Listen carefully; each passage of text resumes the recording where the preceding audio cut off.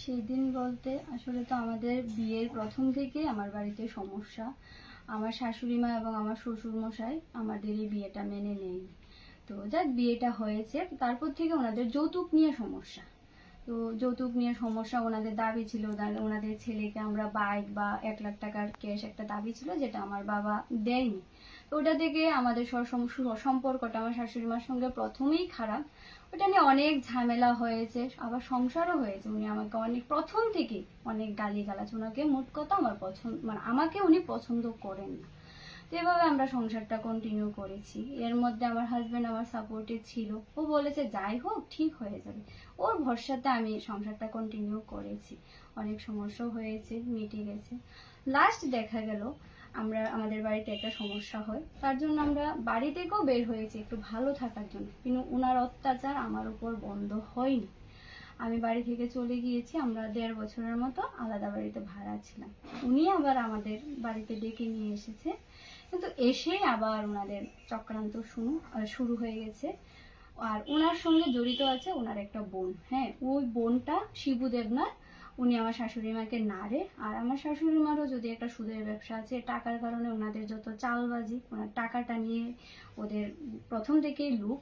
তো এই টাকাটার জন্য আমার সংসারটাকে এত নাড়াচাড়া করা আর কি। তো শাশুড়ি তো আপনি বাড়ি থেকে কেন চলে গেছেন, কেন বাড়ি থেকে? বাড়িতে চলে গেছি বলতে, আমার বাড়িতে আমি নতুন একটা ঘর উঠানোর স্টেপ নিয়েছি। আমার বাড়ির ঘর মোটামুটি কমপ্লিট।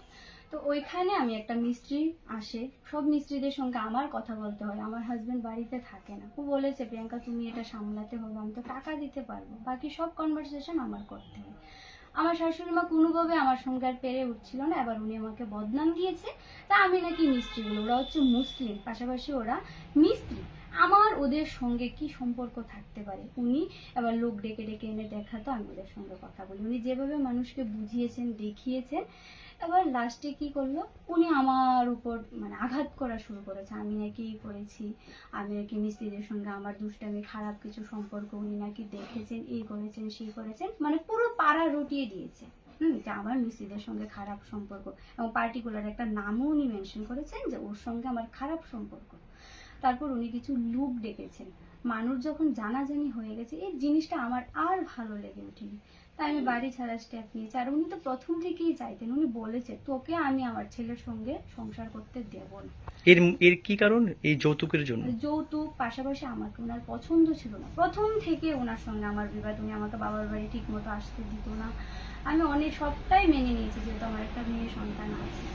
এখন সমস্যা আবার হয়েছে, আমি কলেজে ভর্তি হবো, কলেজে স্টেপ নিয়েছি, ওটাতেও ওনার সমস্যা। আমরা আমাদের মতো করে থাকি, ওনার খালি একটাই সমস্যা, মানে আমি গৃহবধূ হয়ে ওনাকে সেবা করব, ওনার আত্মীয় স্বজন আসবে, আমি কোনো পড়াশোনা কিছু করার দরকার নেই, আমি ওই কলেজ টলেজ বন্ধ করে ওনাকে শুধু সেবা করবো, ওনার আত্মীয় স্বজন আসলে শুধু দেখাশোনা করবো।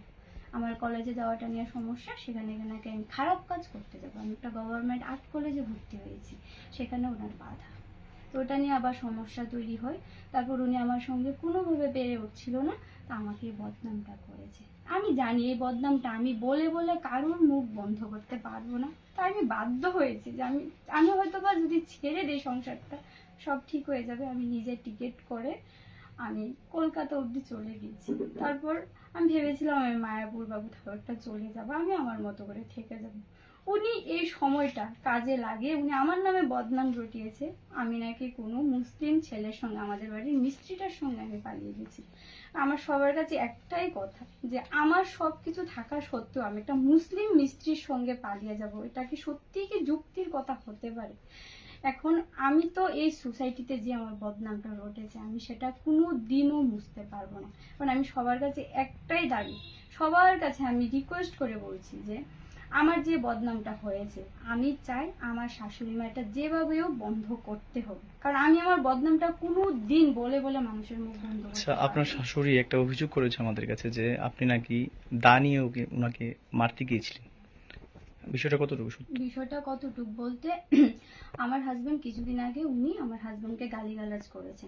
আমার হাজবেন্ড বাড়ি থেকে রাগ করে বের হয়ে গেছে, পাড়া প্রতিবেশী সবাই দেখেছে, মানে ওনার মার সঙ্গে ওনার বিবাদটা হয়েছিল। তারপর আমাকে মানে ওনার বোনকে উনি ফোন করেছে যে আমাকে এসে মারার জন্য, ওনার পুরো যত মানে শক্তি লাগিয়ে ওনার ভাই বা বোন টোন সবাইকে। তখন আমি কি করেছি, আমাকে যখন মারতে আসবে বলেছে, আমি বলেছি যে এবার যদি দাও নেই, আরে ওরা যদি আমাকে মারতে আসে আমি সত্যি এবার দাও নিয়ে এবার মারামারি হবে, কারণ আমার হাজবেন্ডকে তো আমি খুঁজে পাচ্ছি না, পাক্কা 3 ঘন্টা হয়ে গেছে।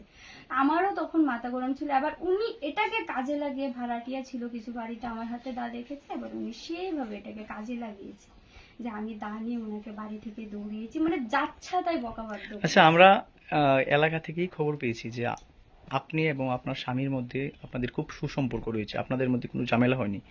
তো আপনি স্বামী বা বিভিন্ন ক্ষেত্রে আপনার স্বামী আপনাকে খুব সাপোর্ট করছে। তো আপনার স্বামী যেহেতু আপনার পাশে আছে, তখন আপনি কেন বাড়ি থেকে চলে গেছিলেন?